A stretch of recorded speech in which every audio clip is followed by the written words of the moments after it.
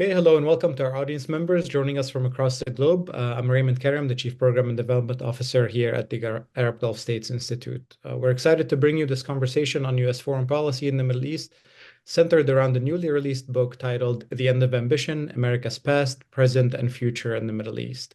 And I'm happy to introduce the book's author, Stephen Cook, the Enrico Mattei Senior Fellow for Middle East and Africa Studies, and the Director of the International Affairs Fellowship at the Council on Foreign Relations.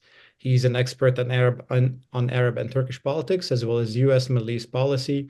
He has published widely in international affairs journals, opinion magazines, and newspapers, and is a frequent commentator on radio and television. Welcome, Stephen. Thanks for Moderating having the me. discussion today is Hussein Ibish, Senior Resident Scholar at AGSI. He's a weekly columnist for The National and a regular contributor to many U.S. and Middle Eastern publications. And with that, Hussein, over to you. Thank you very much, Raymond. Stephen, thank you so much for joining us. This is the first of what I plan to be bi-weekly, that is every second week, one-on-one conversations with people worth talking to in our field. And you obviously are very high on the list. Well, thank you. And not only did you, make sort of first cut of people I would like to talk to, you have written a new book that gives us a perfect starting point for discussing it. This is The End of Ambition. America's Past, Present, and Future in the Middle East. That's exactly what it's about. It's from Oxford University Press, just out. You must buy a copy immediately. And it's not an exaggeratedly overpriced academic book. It's a trade book, so it's very affordable. And I highly recommend it. You did kind enough to acknowledge me in the thanks, so I appreciate Well, our conversations over many years have helped me think about these issues, and so I very much appreciate it. Well, it was extremely generous of you, if I may say so. And I want to say at the outset that I largely agree with the take of the book, but I do have quibbles that will become obvious.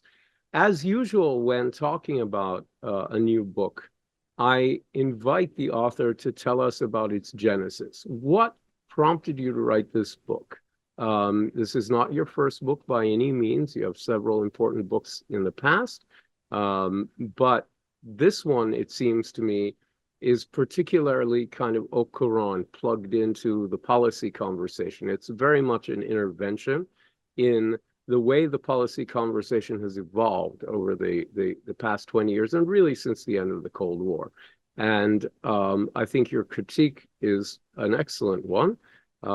Your prescription's tougher, though I largely agree with it as well. But what's the genesis? Tell me all about it.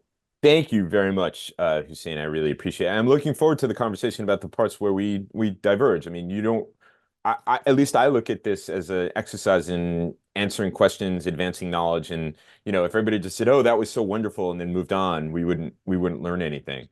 And I also want to recognize Raymond. He is one of the few people who can pronounce any Enrico Mattei, without butchering it. So it was really what a boring world it would be if we all agreed. I mean, what wouldn't be worth living? That's exactly right. And go back to eating berries and chasing down zebras.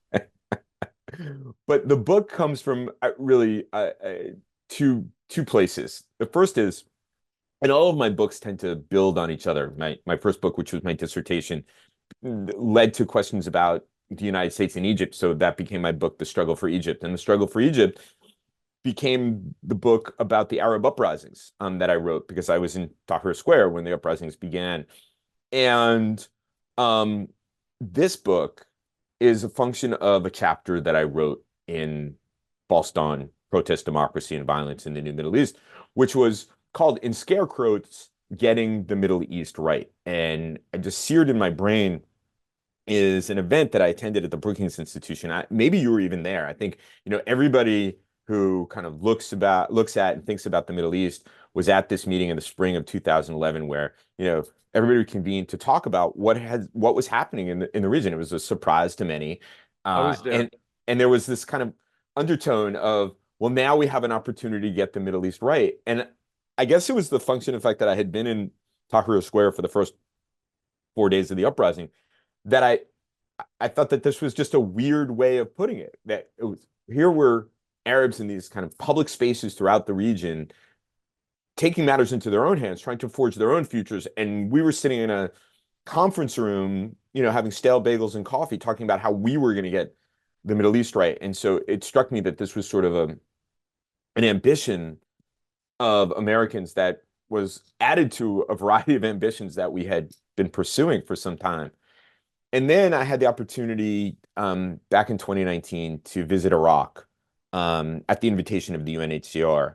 And the book opens with me in the middle of a displaced persons camp in Iraq. And it sort of was overwhelming. I was talking to Syrian Kurds who were fleeing Turkish airstrikes to Iraq, that there was just layer and layer and layer of failed American policies and assumptions that were right there in that displaced persons camp. And that was really the genesis, those two things, the getting the Middle East right, and then, being in this camp on this, rainy, horrible day. And as I said, that metaphorically, there was just one layer or another of failed American policies.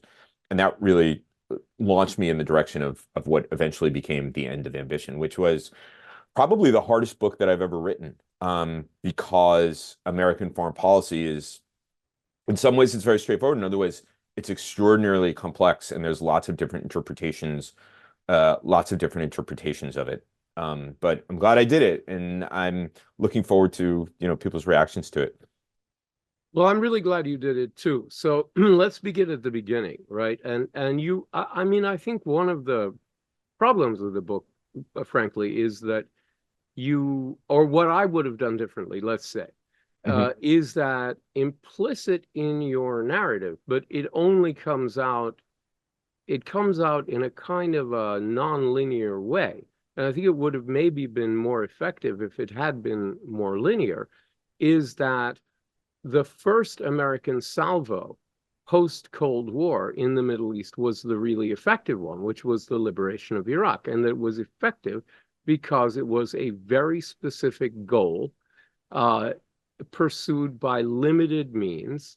And then it stopped at the border. And everybody who said, oh, no, charge after and go after Saddam Hussein and all this stuff were correctly ignored by George H.W. Bush and Jim Baker and that rather effective crew that they had over there. There are critiques about urging Shiites to rebel and then doing nothing to help them and things like that that are, cogent criticisms of some of the details. But relatively, it strikes me, that's the model for effective policy that underlies your critique of everything that followed, or almost everything that followed. And it would have been, first of all, am I reading it correctly? And if I am, why didn't you sort of state that earlier on rather than kind of let it become obvious as the text goes on? It's a good point. And it's interesting because I do focus on 1991. I focus on February 26, 1991, and then December 26, 1991, which is when the Soviet Union finally collapsed. And just as an anecdote, my first encounter ever with Richard Haass, who became my boss at the Council on Foreign Relations many years later, was when he was the senior director at the National Security Council under George H.W. Bush and Brent Scowcroft. And he was the coordinator of U.S. policy when it came to the, confronting Saddam Hussein's invasion of Kuwait. And I remember he came to CSIS to give a talk. I was an intern there. And he was very, very clear. We were not going to send U.S. forces up to the Middle Eastern version of the Yalu River, the river up in Korea that essentially, got the United States bogged down on the Korean Peninsula. Yeah, it created the greatest single calamity in the history of the Marine Corps. Right. Exactly. And so you're quite right. 1991, that intervention, Operation Desert Shield, Desert Storm, was sort of like this textbook, limited goals, et cetera. I think I didn't start with that because I wanted to build this arc of American foreign policy. And I wanted 1991 to really be an inflection point because that's really where I see it. Because after that success and after the fall of the Soviet Union, which was also an American success, and that's where the kind of ideas about how the United States can use its power to make good things happen came from in that decade. Yeah, but you don't make that case explicitly at the outset. In other words, what you might have done, what I'm surprised you didn't do, is say bluntly in sort of the first 10 pages, we began well. Mhm. And here's what we did: two successes, one. Well, there were successes before 1991, and so No, of course there were. Yeah, right. and in fact, you make the case later on persuasively that I think is lost on a lot of people, that overall foreign policy in the U.S. foreign policy in the Middle East has succeeded in Right. what it has sought to do, and I think that's a very important point to make and to emphasize. I mean, you make a really good point. You know, But that could have been. to it a little later than you people have to read that a little bit backwards, and that sticks in my craw a little bit, just I'm because. sorry to stick in your I'll tell you craw. why.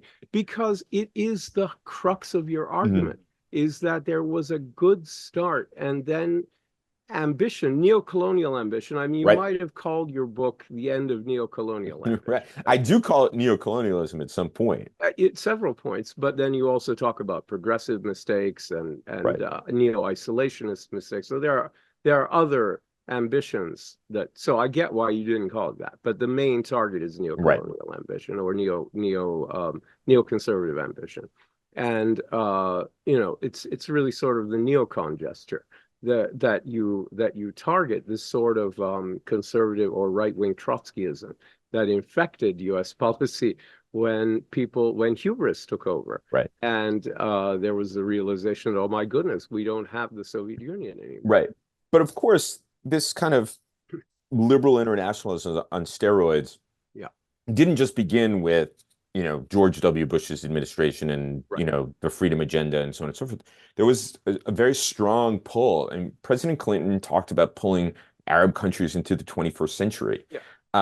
He just wanted to do it in a different way than his successor did it. But this was something, these ambitions were shared across the aisle. Right. They were there before the end of the Cold War became evident. So Ronald Reagan had his kind of, you know, democracies don't go to war with each other idea, and, you know, we should support Savimbi and the Contras because somehow they're anti-communism equals Democrats, or I don't know what the hell he was talking about. And then Jimmy Carter's idea of elevating human rights, which of course is not workable, right?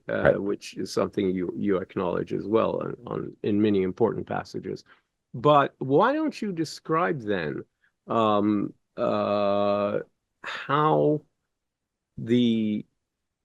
I mean, would you say that you do say, but to what extent was 9/11 the inflection point for neoconservative internationalist ambitions? So you had a lot of arguments, I mean, in the 1990s about how to use American power in the Middle East. And the Clinton administration sought to use American power to forge peace between Israelis and Palestinians, believing that that would then catalyze change within Arab societies. And there was obviously the big fight over Iraq.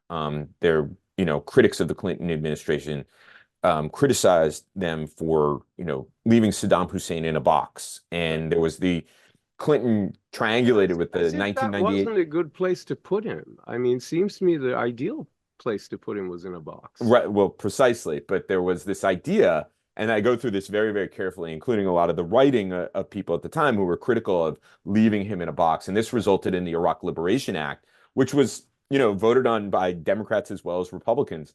But it was Clinton's way of inoculating himself from the criticisms about doing nothing on Iraq.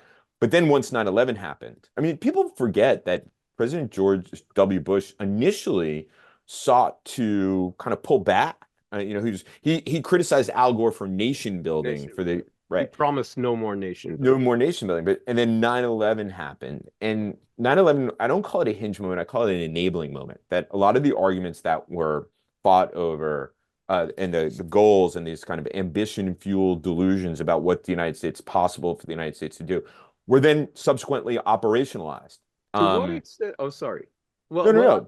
Let me ask you, to what extent do you think, because you don't really get into this, but it always struck me that one of the reasons that the extreme neoconservative internationalists were able to hijack or dominate, however you want to put it, U.S. foreign policy in the immediate aftermath of 9/11, specifically with regard to Iraq, despite the fact that everyone in the country who was serious, Stephen Hayes excluded, understood that Iraq really was not involved in 9/11 and all of that. And that was pretty well established. It was obvious early on and established, but that the thing is, they came into office, people like Cheney and Rumsfeld came into office with the agenda ready, with the idea of invading and Iraq and overthrowing Saddam Hussein in their pocket. I didn't know how they could possibly implement it, but that was ready. And that in aftermath of 9/11, it was an instance where you couldn't fight something with nothing. And they had a plan and nobody else did beyond Afghanistan. And that, something was needed beyond Afghanistan. But, so they had something, everyone had nothing. And to what extent was that a factor, do you think? But, look, and they did have plans. I mean, it was obvious. You mentioned Cheney and Rumsfeld. I remember Paul Wolfowitz when he was the dean at the Johns Hopkins School of Advanced International Studies.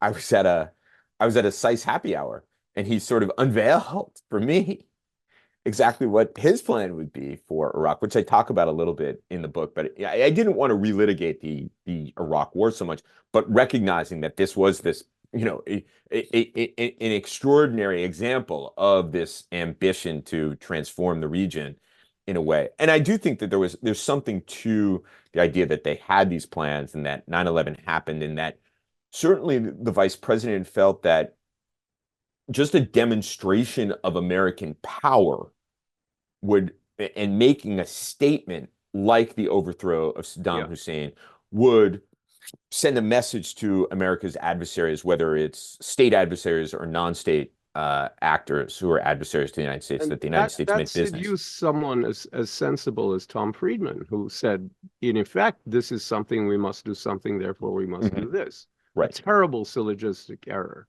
And so, and what's interesting, though, is that in reading Condoleezza Rice's autobiography about her time in the White House, Rumsfeld actually just wanted to replace Saddam Hussein with another general, with some Iraqi dictator. And the president said, we can't do that.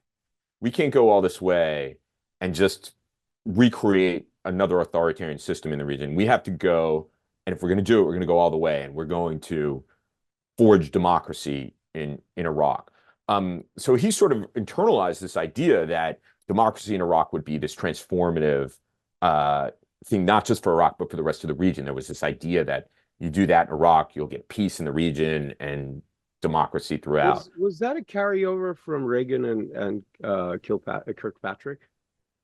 Well, I've been fascinated by this Jeane Kirkpatrick argument, dictators and double standards, for a long time. I think I've cited it in almost every book that I've written, because it does get to the dilemma that the United States confronted in the region, authoritarian stability, they may be bastards, but there are bastards kind of thing. There was a hint in her argument, not a hint, more than that these authoritarians were more amenable to reform. Our authoritarians are more amenable to reform than those on the other side of the Soviet. Authoritarians could reform, but totalitarians couldn't. Right. And in fact, what happened was the totalitarian states of the Warsaw Pact did reform, and a lot of authoritarian states did not. In fact, so the ones in the Middle East clearly did not.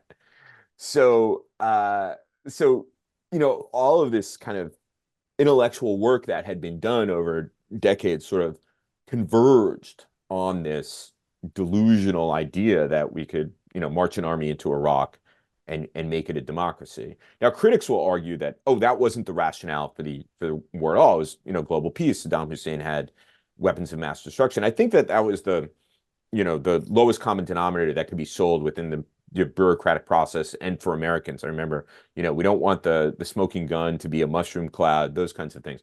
But indeed, this was called Operation Iraqi Freedom. And as I said, the president made the decision, we're not going to replace Saddam Hussein with some other dictator. We're going to make Iraq a democracy. So, yeah, and I think the plans, the ideas, the debates in Washington throughout the 1990s about this certainly contributed to the idea that there was this ready-made thing to do post 9/11.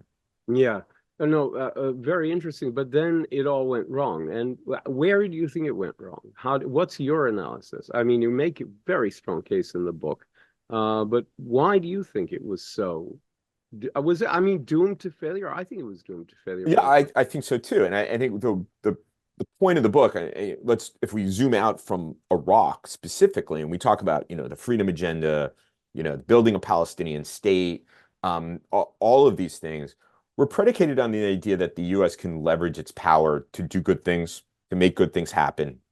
And when in fact, we had neither the resources nor the knowledge nor the insight to understand what was necessary, or to even embark upon a social engineering project half a world away.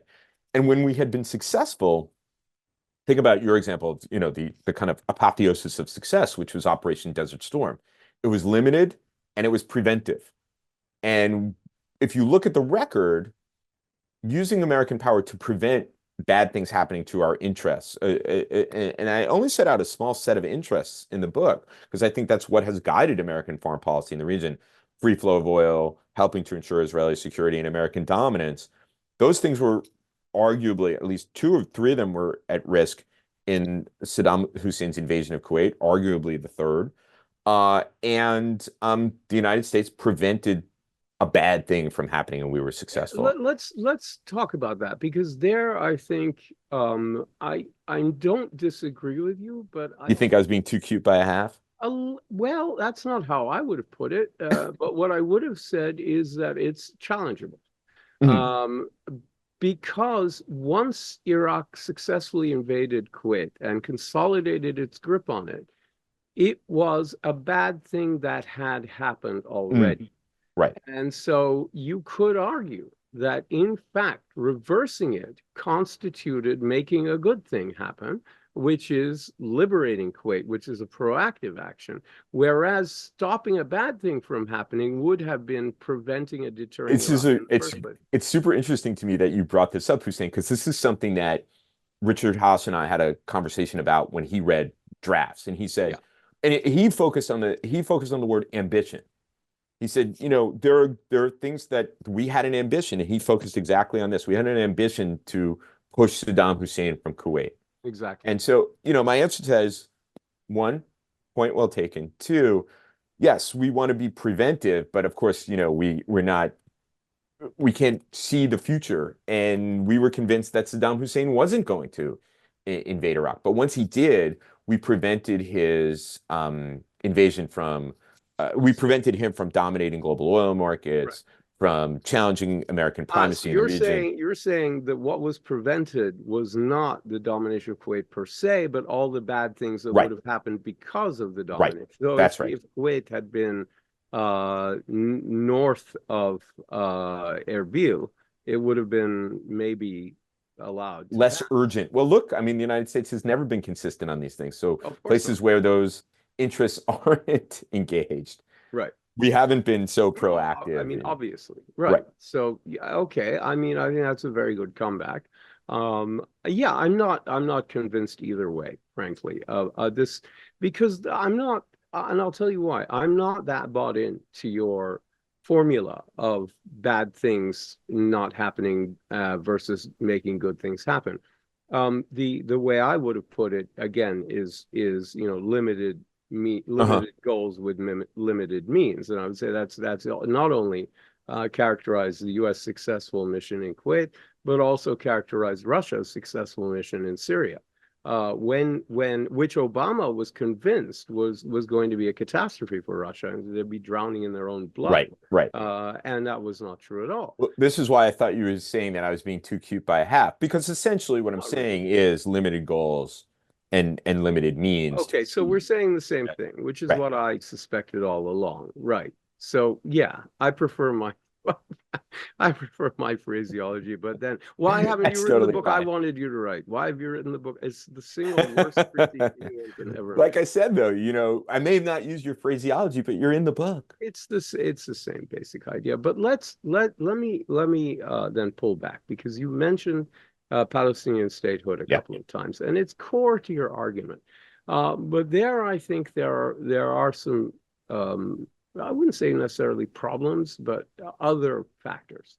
One thing is that you don't seem to think, or it's not part of your narrative anyway. Whatever you think, it's not part of the narrative in the book.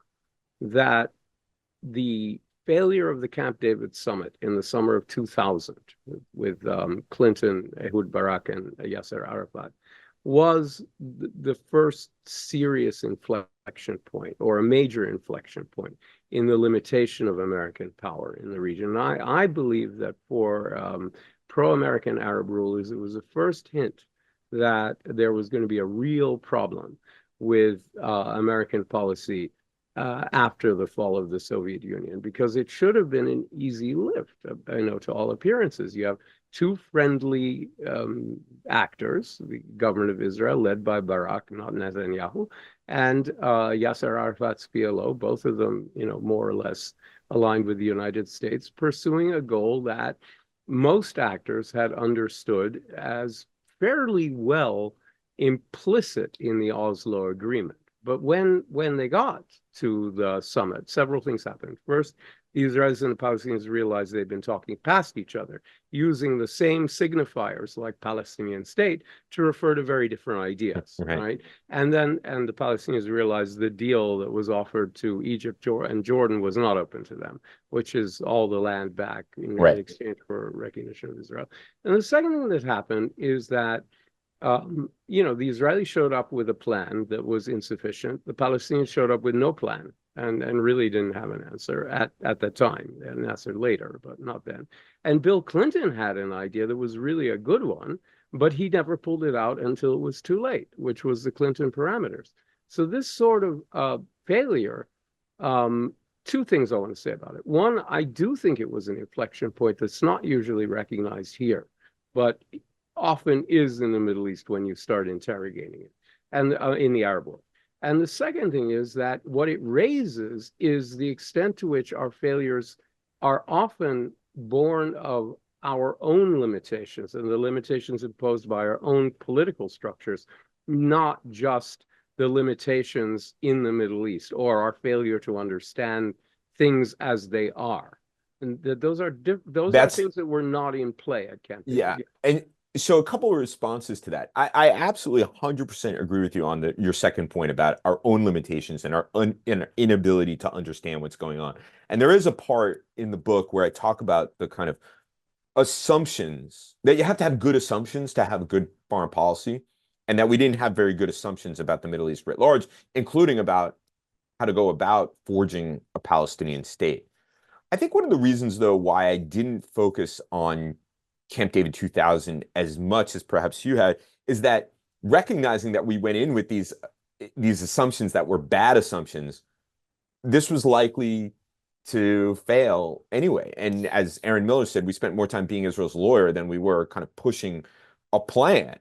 And so it struck me that without really understanding what the minimum demands that the Palestinians had that the Israelis couldn't satisfy, and what Israel's minimum demands, which the Palestinians couldn't satisfy, we were bound to fail, and that this was sort of this ambition that we had, that we thought, like, with enough diplomatic energy and attention. I mean, the president of the United States spending 2 weeks in the Catoctin Mountains of Maryland, trying to convince folks to make peace, when there, as you point out, there were very different conceptions of what peace meant and who could demand what. That it was it itself was also part of this kind of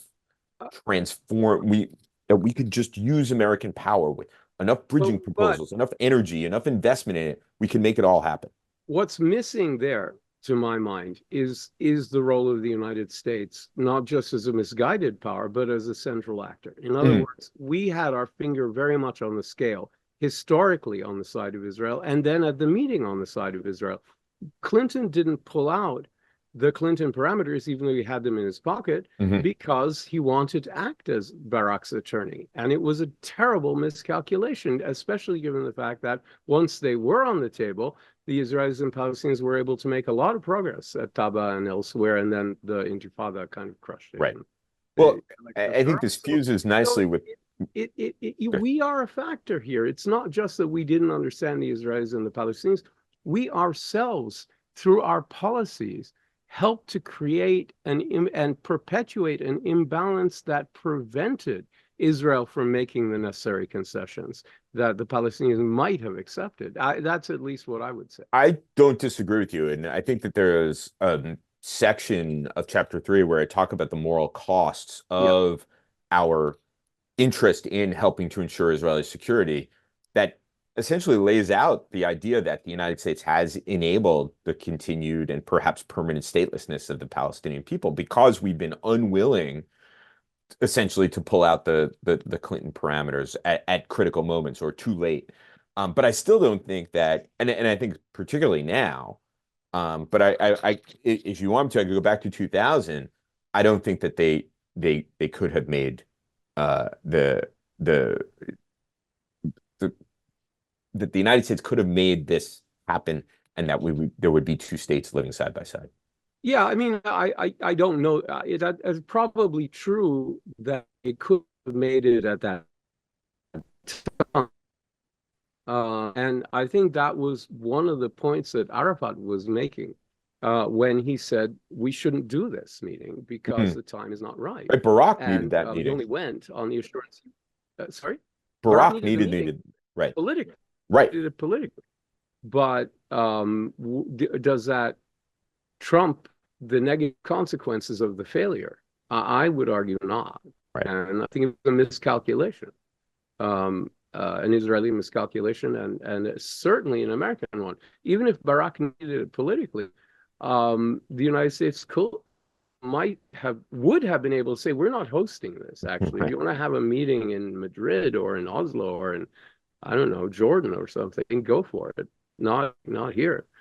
We don't think this is a great idea. One of the two parties is saying time isn't right. That's a bad sign. And I think he was right.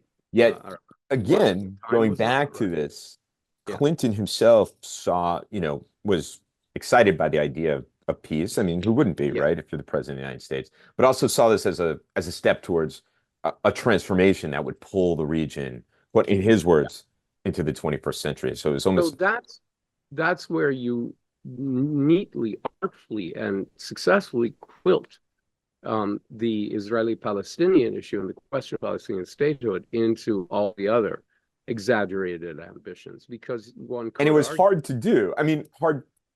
I think at a certain level, I sort of dispense with the ideas of values and human rights, not because I'm a bad person, but because I was trying to be analytic, and that was actually including Palestinian and American effort towards building that Palestinian state into this universe of analysis of delusion-fueled, transformative ambition was hard. Was genuinely hard because we know that would be good. It's the trickiest part of your argument, but you make it work, and I think you are right.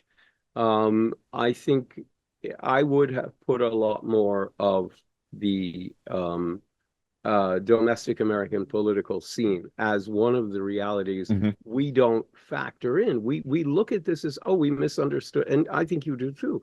We didn't understand the Israelis, we didn't understand the Palestinians, we didn't understand the context. But what we didn't take into account also were the limitations we impose on ourselves as rational actors. In other words, if it were just American interests, I think we would have behaved differently. At many phases in post-Cold War dealing with the Israelis and the Palestinians. But of course, you can't separate politics from how our interests are even defined. What the point I'm making is that I wish that you had factored that in more in your book. I think it's missing. That's what I'm saying. I mean, it's a critique. Yes. And how dare you critique me, Hussein? With with tremendous grace and ease. The other thing I welcome it. Yeah, I know you do. That's why I'm doing it. The other thing that I think is missing when it comes to Israel and the Palestinians in your narrative is and I find this a strange omission, is the complete mishandling of the issue by the Obama administration. The Obama administration put the last nail in the coffin of Oslo negotiations through the settlement freeze initiative. And by taking a position that the Palestinians wrongly assumed he would back up, that Israel needed to impose a meaningful settlement freeze for a long period of time, The Palestinians then adopted that as their starting point, Right. their precondition for additional negotiations. In the end, what Obama got was a meaningless 10-month freeze where there was so much grandfathered in that it didn't really slow matters. And the Israelis refused a 3-month extension that would have slowed matters, and even turned down a rather generous package of inducements. And what you then ended up with was the Palestinians having put themselves out on that very, proverbial limb without a rope to climb down on. But it was all mishandled, not just by Abbas, who did mishandle it badly and ignored lots of warnings, cough, cough, from people who knew better, cough, cough. Yeah, exactly. Who told them very well this shouldn't, they should not make this an irrevocable precondition. They weren't going to get it. But also by Obama taking a strong stance he wasn't willing to back up. He did Right. a lot of harm.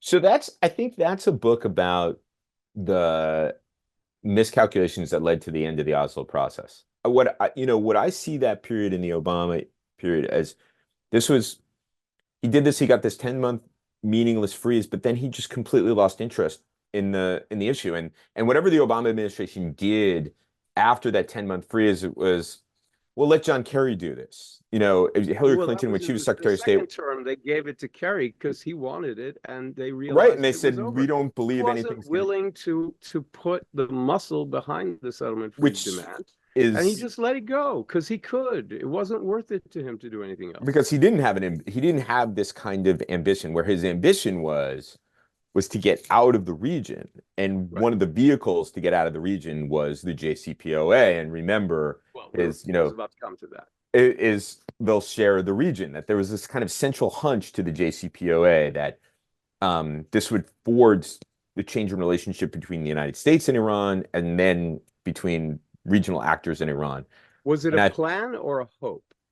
I think it was a central piece of the JCPOA. It may have been it wasn't articulated in the agreement, never. Right. But when you read things that Ben Rhodes has said, and things that other principals senior advisors and others in the administration have said, they clearly saw this as a means to a different kind of relationship with Iran that would facilitate the United States no longer having to invest in the region in the way that it had, and it could focus on other things. There are two ways of reading that, right? One is a silly way, which is the Ben Rhodes way, which is to say this will produce a change in Iran. Or who knows what will happen in the next. Well, he wasn't the only one in defense. No, I know he wasn't. He wasn't the only one, and ultimately a presidential decision. So you can't put it on him. But I'm just saying, you quote him, and that's the silly formulation. The non-silly formulation is, in my view, is to say the JCPOA is a necessary starting point. That unless we can have some agreement that both parties find mutually beneficial, and is a successful conversation, we won't be able to have additional conversations which could be successful. Do you understand what I'm saying here? Yeah. There's a big difference between wishing for a different Iran and wishing for a different relationship with Iran. And those are very different things. Right. And I think that's what I think they wanted a different relationship with Iran. And I think it was wishing, because I don't think that the Iranians necessarily were interested in a different relationship. Evidently not. Evidently not. And so it was this is my focus on the Obama administration, which I thought would be controversial, because it's not. President Obama came to office, he was a realist. A realist felt bad about it. He had denounced the invasion of Iraq. He was particularly cool to the freedom agenda, those kinds of things. But that in a way, he carried his own kind of ambition to use American power to transform the region. Because ultimately, the JCPOA, as you've described it, a new relationship with Iran, would kind of remake the regional order in a way that was more conducive to, as he said, sharing the region, and that would allow the United States to retrench.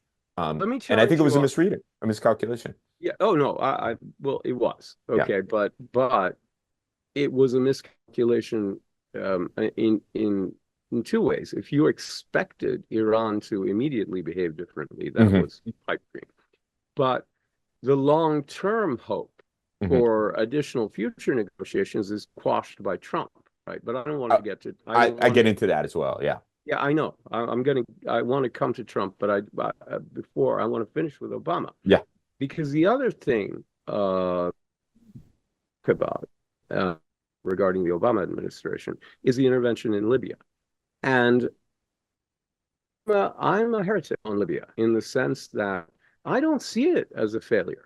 I see it as actually something much more akin to the Kuwait intervention, in the sense that it was openly designed to forestall a massacre in and around Benghazi.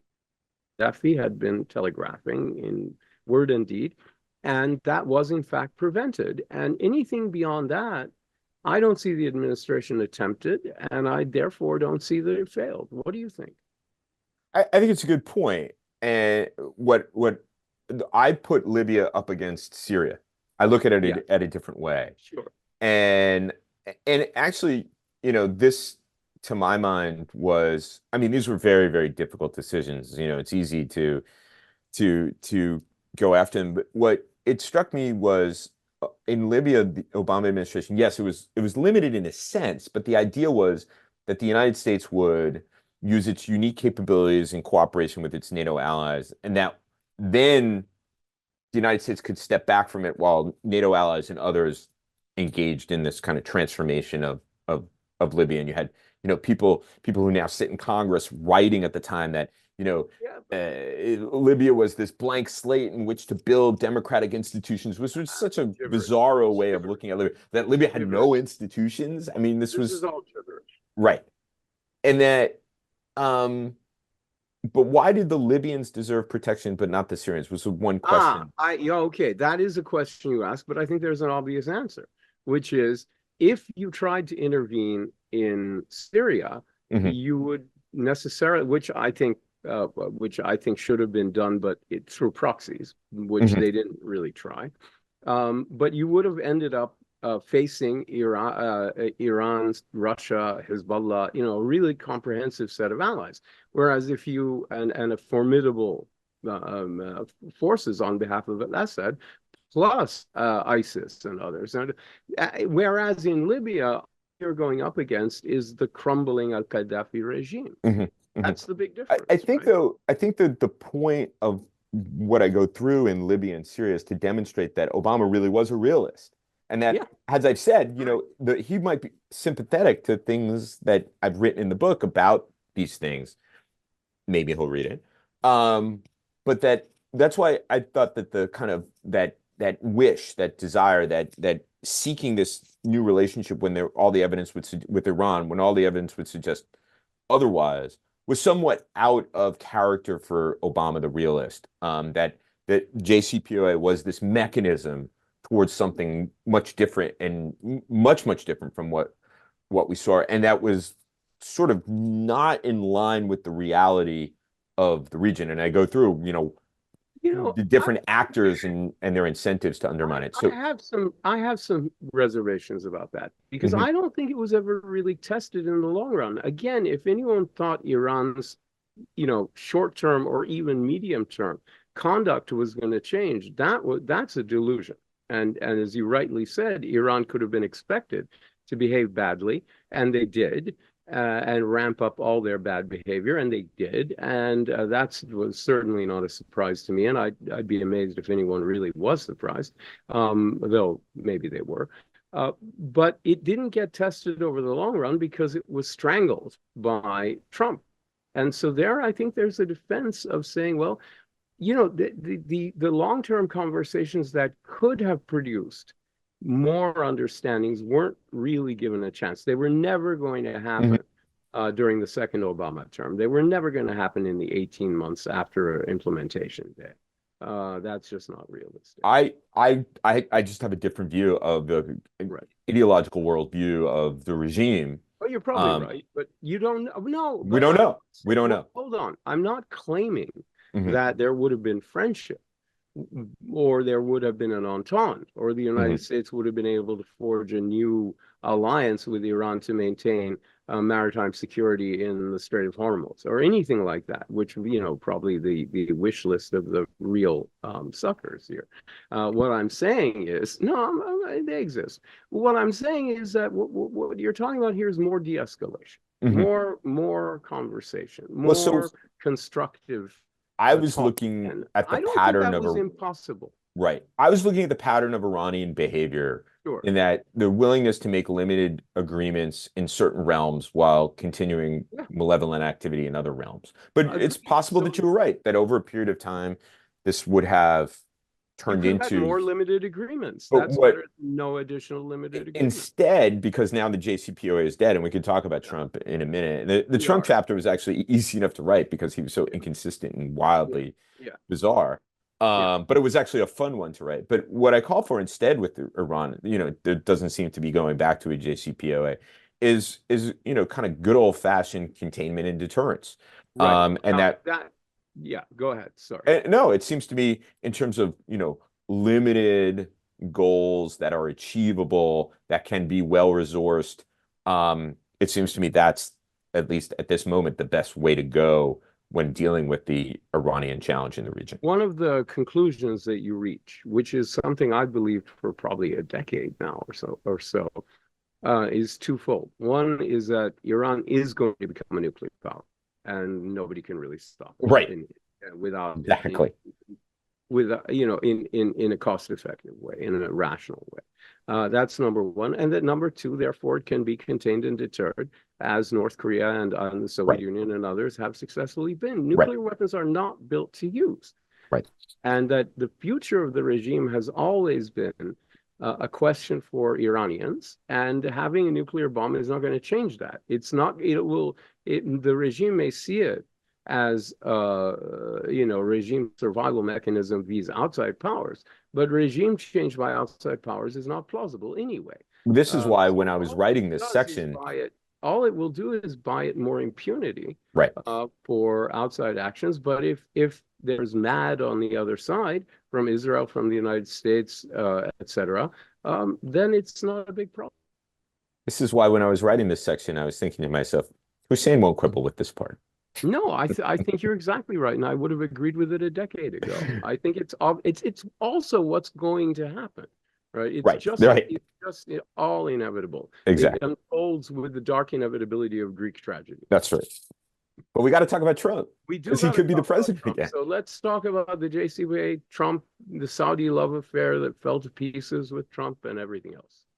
Look, it's quite hard to categorize Trump, although what I kind of I shove him a bit in with Obama because there was this effort at a corrective revolution of sorts in American foreign policy. In ways they said very, very obviously different people, but in ways they said similar things about American foreign policy being overly ambitious, that we had spent incredible amounts of resources on things that were unachievable. They obviously did it in different ways.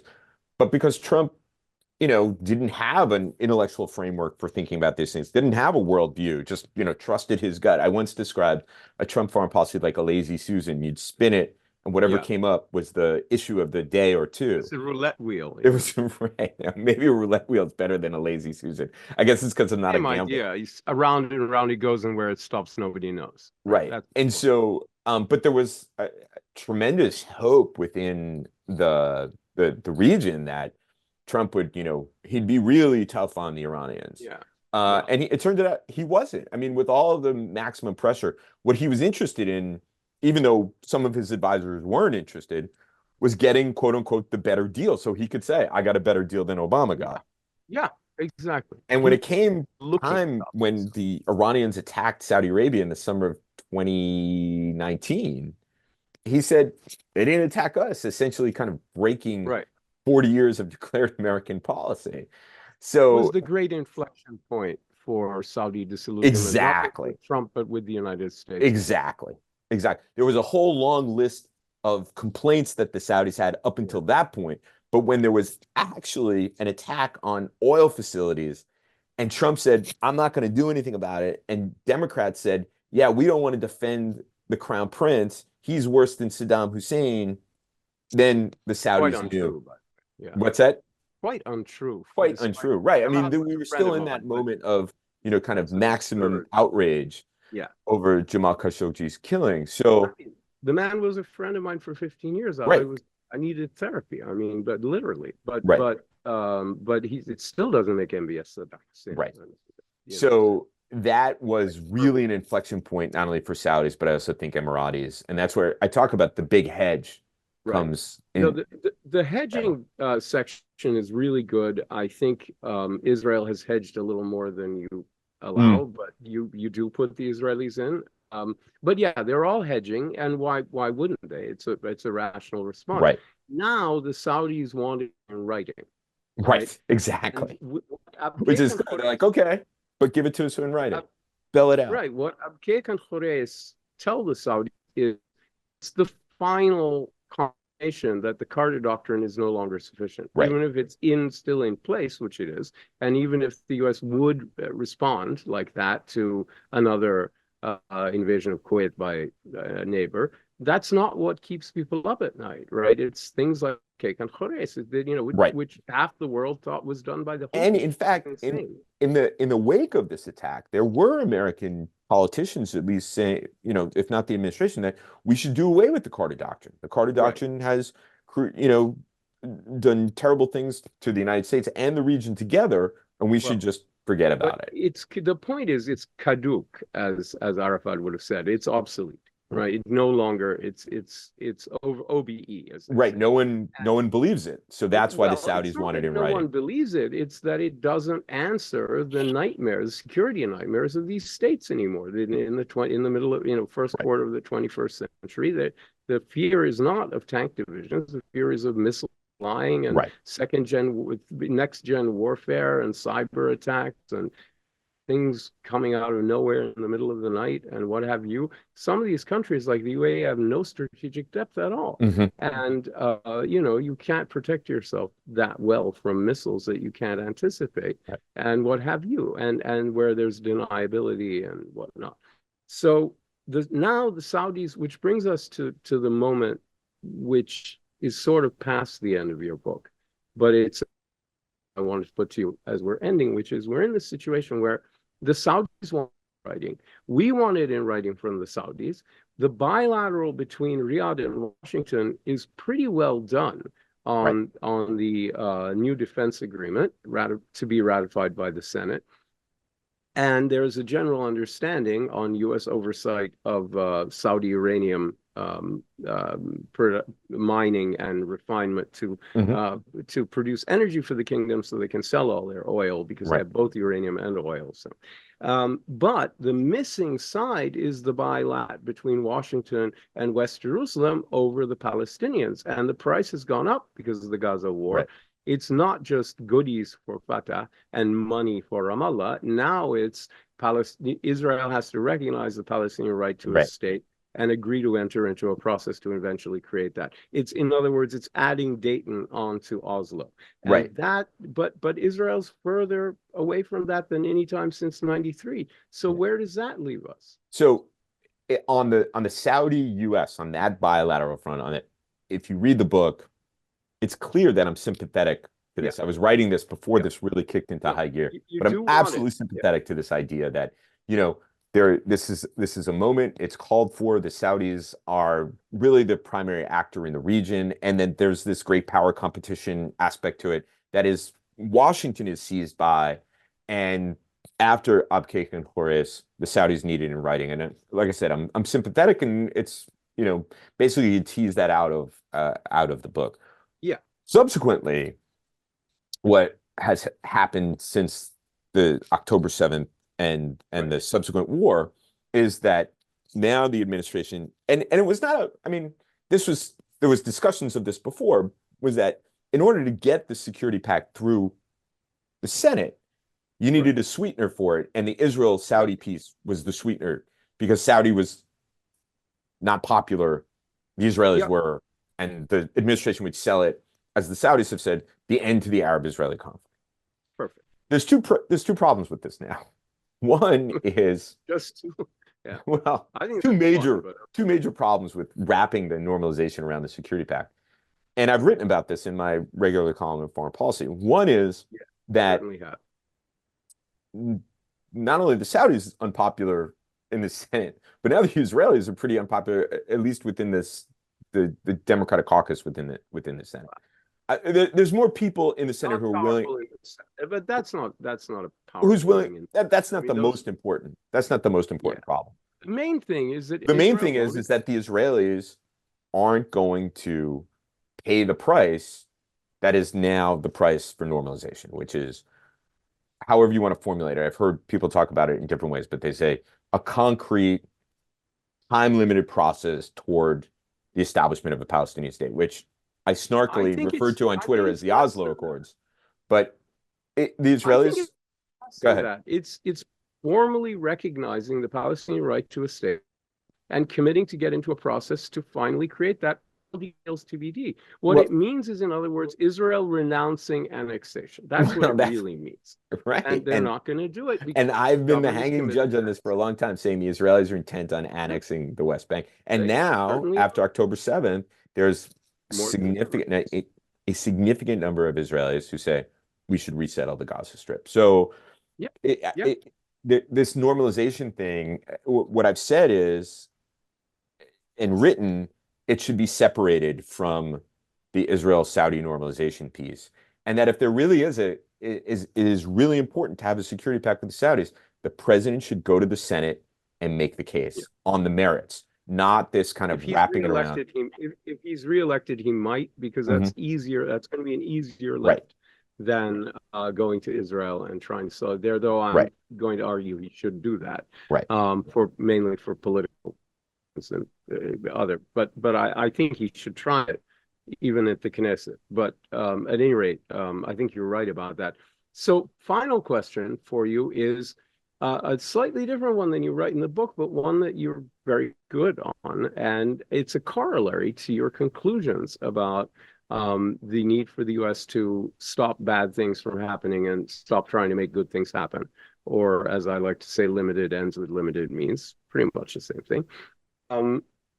Where's the trajectory for the U.S.-Israel relationship here? This puts us in a very difficult situation because our strategic needs and their national self-conception are more at odds than they've been since the 50s. This is a crisis, to my view, that is not likely to get better.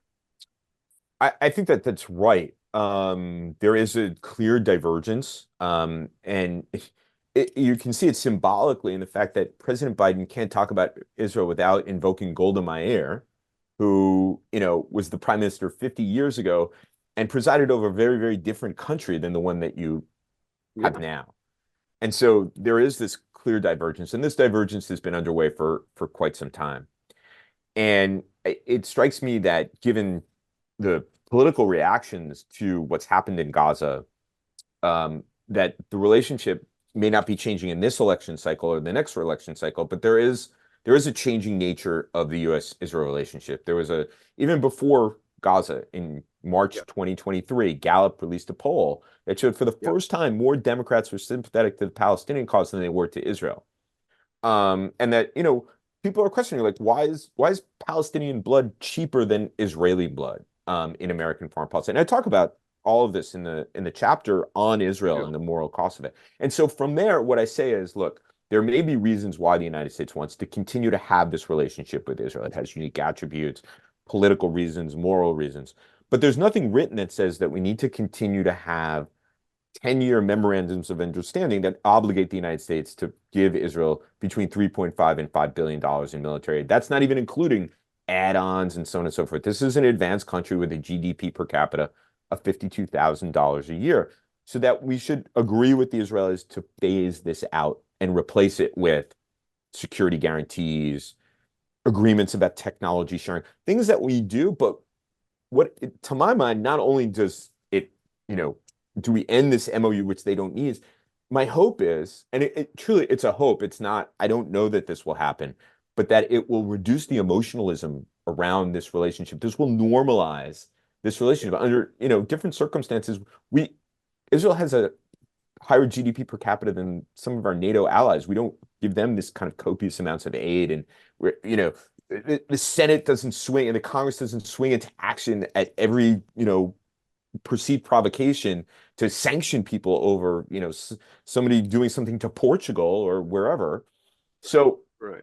it strikes me normal, and then we wouldn't be as complicit as this divergence happens and the Bezalel Smotriches and Ben-Gvirs seek to resettle the Gaza Strip, which I think, to my mind, means ethnic cleansing. So it strikes me it's important to rethink this relationship. The annexation agenda is definitely linked to ethnic cleansing, without Right. any doubt, especially in the West Bank. I I was trying don't know to- how committed Israelis are to Gaza, but much of the West Bank is Right. inseparable to the current Israeli imagination of what Israel is.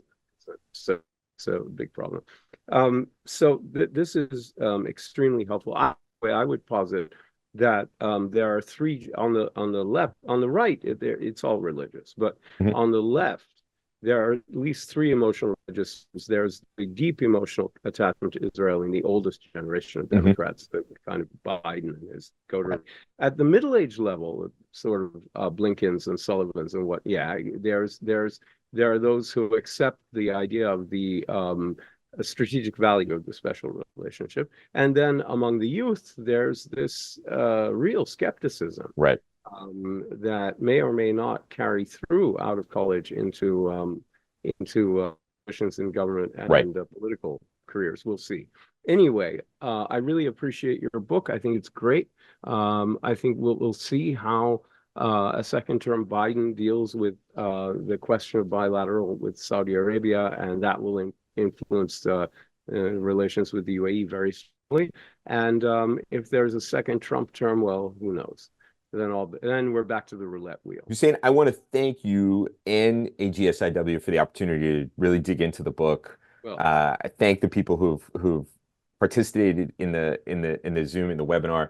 This has been a tremendous conversation. I really love the fact that you have quibbles and you called me out and we got to discuss them. Thanks for hawking the book there. I'm urging everyone to buy it. I appreciate it. No, it's really, this is the kind of thing that, is like an author's dream, to spend an hour kind of picking it apart and talking about it.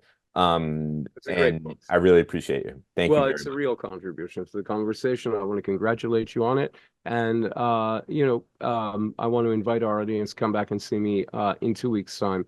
But I'll have another one-on-one with a major figure in our field. Thank you, Stephen, for being the guinea pig. Thank you very much. I appreciate it. See ya.